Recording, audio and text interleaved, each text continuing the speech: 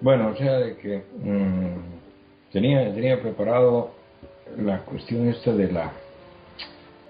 bueno, yo pensaba hablarles de una cosa que se llama la doctrina de la Santísima Trinidad. Y alguna vez ya lo mencioné, es una doctrina que no es bíblica, ¿no? Y de hecho hay hoy en día algunas sectas minoritarias que no la sostienen, pero podríamos decir que la mayoría absoluta de los cristianos ortodoxos, tanto católicos como protestantes, evangelistas, la tienen, ¿no? Y una de las citas que acostumbran señalar como prueba bíblica de la Trinidad está en el Génesis, Génesis 1:26, que dice: y dijo Dios, hagamos al ser humano a nuestra imagen, como semejanza nuestra, para que manden en los peces del mar y en las aves de los cielos y en las bestias y en todas las alimañas terrestres y en todas las sierpes que serpean por la tierra. Bueno, lo que desde luego da una pausa sobre la Trinidad es de que Dios está hablando de sí mismo en plural. Más abajo en el mismo texto habla de sí mismo en singular. Dijo Dios, ved que os he dado toda hierba de semilla que existe sobre las de la tierra, etcétera, ¿no? Desde luego, decir que ya desde el Génesis existía la doctrina de la Trinidad es completamente absurdo, por el anacronismo, ¿no? Si incluso los primeros cristianos no pensaban aún en la Trinidad, ¿no? Hasta que poco a poco esa doctrina ha sido desarrollada. Y esa doctrina ha empezado a desarrollarse a fines del siglo II de la era común. Y es que hubieron algunos jerarcas de la iglesia, ¿no? Entre los que destacan Noeto, Praxeas y Sabelio, que sacaron una teología que decía que el Padre, el Hijo y el Espíritu Santo eran la misma persona. Y entonces Tertuliano, ¿no?, escribió en contra de ellos diciendo de que no, el Padre, el Hijo y el Espíritu Santo eran diferentes personas. Pero bueno, en realidad la palabra que usa en latín, más que personas, se traduciría a personajes. Pues el ese término que usaba en latín, se usaba para indicar las máscaras de los personajes en una obra de teatro, ¿no? O sea, que Tertuliano era un tipo modalista, es decir, pensaba que Dios se mostraba de tres maneras diferentes, ¿no? Como un actor que utilizaba diferentes máscaras, ¿no? Pero este Tertuliano fue el primero en utilizar el término Trinidad. Pero la historia continúa, ¿no? Y la idea de que tres personas en una sola naturaleza recién aparece en el siglo IV. Y es en el primer concilio de Nicea, el 325, en el que se acordó colocar al Espíritu Santo en el mismo nivel de Dios y Cristo y empezó a perfilarse, ¿no?, la doctrina trinitaria. En realidad, en ese concilio, la disputa que hubo fue entre Asio, que tenía la doctrina del arianismo, y los tres teólogos de Capadocia, que es un lugar que queda ahora en el centro de Turquía, ¿no?, que eran Basilio de Cesarea, su hermano Gregorio de Nisa y su amigo y tocayo Gregorio Nacianceno. Juntos los tres son conocidos como los capadocianos y fueron los teólogos más influyentes del siglo IV. El arianismo decía, ¿no?, de que el Hijo fue una criatura creada por Dios antes del principio de los tiempos, y según el arianismo, este Hijo luego se encarnó en Jesús y fue un ser creado con atributos divinos, ¿no? Pero no era Dios en sí por sí mismo, ¿no? Y arguían como prueba de ello que Jesús no pudo salvarse de la cruz. Los capadocianos son los que vinieron entonces con la doctrina trinitaria que sigue hoy vigente, ¿no? Eso de que 3 es igual a 1. Bueno, si es que la Trinidad ya estaba presente en el Génesis, ¿cómo es posible que se haya tardado tanto para que la gente se dé cuenta, ¿no? ¿Por qué tuvieron que trabajar tanto para conocerla, ¿no? Como si estuvieran creando un concepto, más o menos como si fueran investigadores científicos realmente, ¿no? Es más o menos una cosa como el arca de Noé, ¿no? Si construyeron el arca, ¿por qué la tecnología naval no se disparó por los aires, ¿no? Pero bueno, como lo dije al principio, ver la Trinidad en el Génesis es una anacronía. Pero tiene algo de verdad.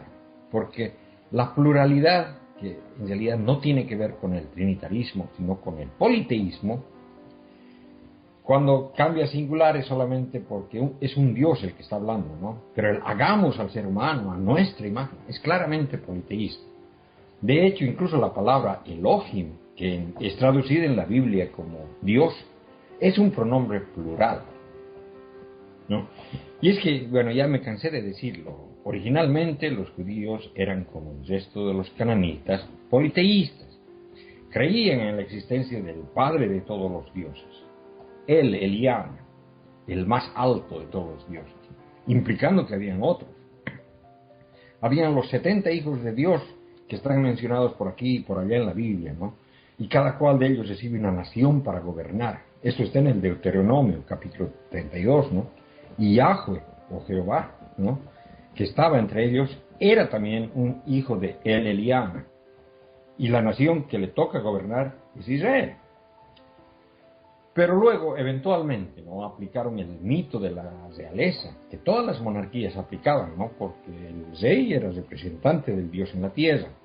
Y yo ya les conté este mito alguna vez, ¿no?, es que los dioses antiguos, que estaban temerosos ante la perspectiva de la llegada de antiguos dragones que venían del mar y temían enfrentarse, ¿no?, a excepción, claro está, ¿no?, del joven dios de las tormentas que decía, yo lo desataré al dragón si ustedes me dan el trono. Y cuando los otros dioses aceptaban eso, ¿no?, y es así como Marduk, Indra, Baal, Yahweh tenían una terrible batalla con el dragón Tiamat, Vitra, Yam o Leviatán, y así ese dios queda como el rey de los dioses, ¿no? A veces queda solo, a veces al lado de su padre, ¿no? Y hay versiones de este mito en Grecia, en India, en todo lado en realidad, ¿no? Es decir, del politeísmo se vino a tener la idea de una monarquía divina, donde el rey de los dioses no solo gobierna a los mortales, sino también a los otros dioses, que después de algún tiempo, bastante tiempo, sí, por cierto, se devaluaron esos otros dioses a ser solamente ángeles, ¿no? Y luego al final llegaron a decir que Yahweh y El Elián son solamente diferentes nombres del mismo Dios, de un Dios único. Alrededor del tiempo de Isaías 2, bueno, Isaías está dividido en 3 diferentes autores, ¿no? Es decir, en la época del fin del exilio babilónico, en la época del profeta Jeremías también, recién se empiezan a leer en la Biblia estamentos claramente monoteístas. Más antes que eso, lo más cercano que se llega es al enoteísmo, ¿no? El ejemplo está en los 10 mandamientos. No adorarás a otro Dios, lo cual implica que hay otros dioses. Claro que no los puedes adorar, pero los hay. Pero en Isaías 2 ya leemos, yo soy Yahweh, no hay ningún Dios aparte de mí, lo cual ya es monoteísmo, ¿no? Pero el Génesis son historias de creación antiguas, y en ese entonces no se tenía la noción del monoteísmo, todavía se imaginaban dioses y diosas. Es por eso que, entre otras cosas, leemos de que los dioses que creaban al hombre a imagen propia, los crearon macho y hembra, ¿no?, implicando así que habían dioses y diosas. Y bueno, es esta señora Margaret Barker, ¿no?, en su fabuloso libro, realmente les recomiendo, se llama The Great Angel, A Study of Israel's Second God. Muestra cómo tras de la imposición del monoteísmo, el politeísmo antiguo sobrevivió como una especie de religión popular, y que ésta reemergió luego con el gnosticismo y en el cristianismo primitivo, ¿no?, del cual ha evolucionado la Trinidad. Que los primeros cristianos creían que Jesús era una teofanía, es decir, una aparición de Yahweh a los seres humanos, y que cuando oraba y hablaba con su Padre, estaba hablando con Elián, que era el padre de Yahweh en el Antiguo Testamento. O sea, que de alguna manera, eso que en el Génesis se está hablando en plural, no tiene que ver con la Trinidad, pero tiene algo que ver en algún sentido, ¿no? Pero es más o menos como que se estuviera hablando del Australopithecus, ¿cómo se llama? Australopithecus. Australopithecus. Sí, ¿no? Como si fuera un Homo sapiens, ¿no? Y ese sería más o menos el punto. Como si estuvieran analizando ejemplos de escritura del Australopithecus, ¿no? Sí. Sí. Más o menos. Y ya, ¿te terminaste entonces? Sí, sí, que- estaba corto, ¿no? ok. Sí, ha sido breve. A mí lo que me ha parecido es que todas estas discusiones de si uno, tres y demás me recuerda mucho a los bizantinos con las discusiones, bueno, lo típico que se pone de cuántos ángeles pueden bailar sobre la cabeza de un alfiler. Los Sí, veo sí. que se metían en unas discusiones que realmente no llevaban a nada práctico y eran sí, tenían unas disputas gordísimas a partir de unas minucias que realmente no deberían haberle importado a nadie, ¿no? Sí, no, pero por lo interesante es de que esta idea de la Trinidad ha salido en el siglo IV, es decir, mucho después de que la Biblia ya estaba lista. O sea que en la Biblia no hay rastros de la Trinidad propiamente dicha. Sí hay rastros porque es una idea que ha ido evolucionando, ¿no? Pero o sea, de que Es mucho más tardía. mucho más, ¿no? Yo Bueno, creo yo en creo que realidad, peor, lo que iba a comentar sobre lo anterior, que yo creo que peor de el hecho de que son discusiones que no llevan a nada, yo pienso que es que son discusiones que realmente no se pueden probar ni se puede, o sea, no se puede llegar a ninguna determinación definitiva, o sea que la discusión va a seguir per secula seculorum.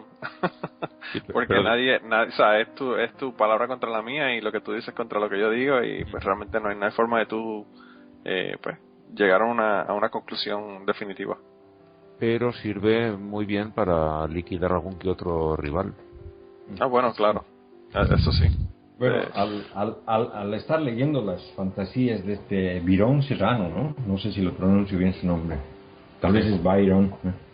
Me puse a pensar en una práctica muy usual de los creyentes, ¿no? Que para explicar improbabilidades que existen en la Biblia, y es una práctica que es usada tanto por apologistas profesionales como por creyentes, más o menos tipo el innombrable, ¿no?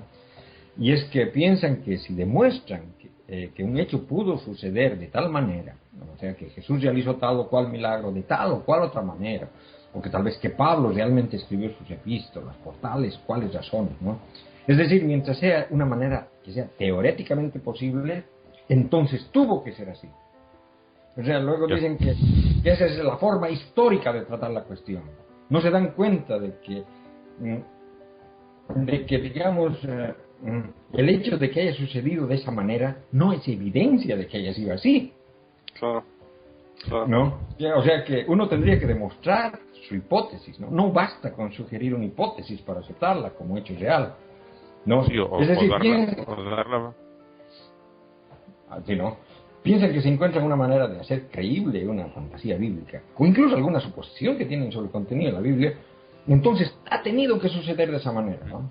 Los verdaderos historiadores no admiten cualquier cosa es posible, ¿no? Pero hay que buscar una interpretación que sea probable.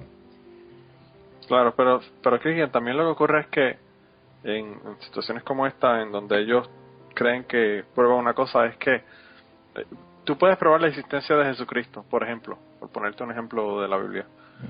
Pero eso no te prueba la existencia de Dios, ni te prueba de que Jesucristo era hijo de Dios, ni te prueba 20.000 otras cosas que están supuestamente ellos diciendo, y ellos no se dan cuenta de que el hecho de que un hecho bíblico, por ejemplo, se determine que es un hecho histórico real, no implica que la Biblia, todo lo que dice la Biblia es cierto y que tenemos que creerla porque No, pero mira, yo tengo un ejemplo que estuve viendo porque me pusieron, tengo algunos contactos que son sumamente creyentes y a veces ponen cosas en el Facebook y me llegan a las noticias, ¿no?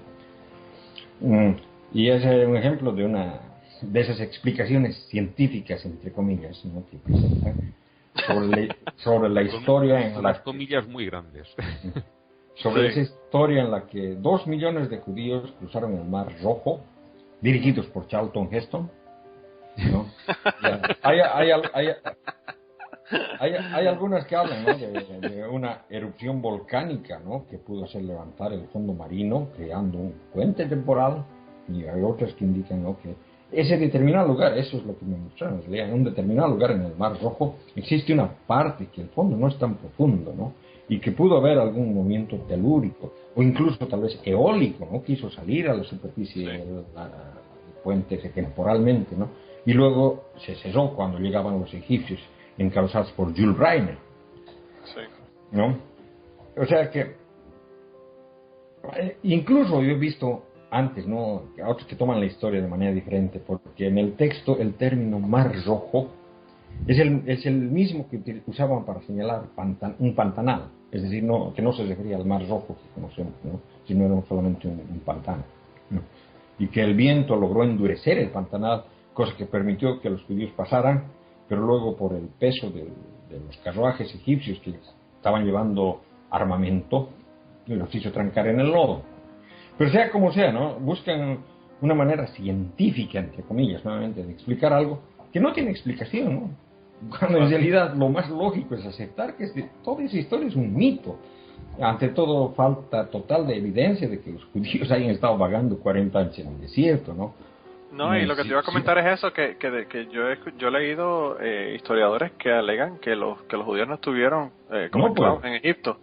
Entonces, pues pero ya es que si hubieran estado en el desierto, hubieran dejado rastros, si se conoce. Claro, se conocen los rastros que dejaban por las huellas que dejaban la gente cuando se movía de un lado a otro. Han estado 40 años, más de 2 millones de personas vagando en un desierto pequeño. No funciona, ¿no? O sea, claramente eso es un mito. Yo pienso que eso claramente lo que indica es que en aquella época no había GPS, porque estuvieron perdidos un cojón de tiempo. el lugar no es tan grande como para uno vagar por 40 años y no encontrar la salida, ¿verdad? No, es que a mí me decían, es como los marineros, ¿no es cierto?, seguían por las estrellas. Para variar, los judíos estaban guiando por el sol, que le seguían al sol. Por la mañana. Por la mañana iban para un lado y por el otro día para el otro. Por la tarde para el otro. Por la tarde para el otro. También es una estrella. Claro, ¿verdad?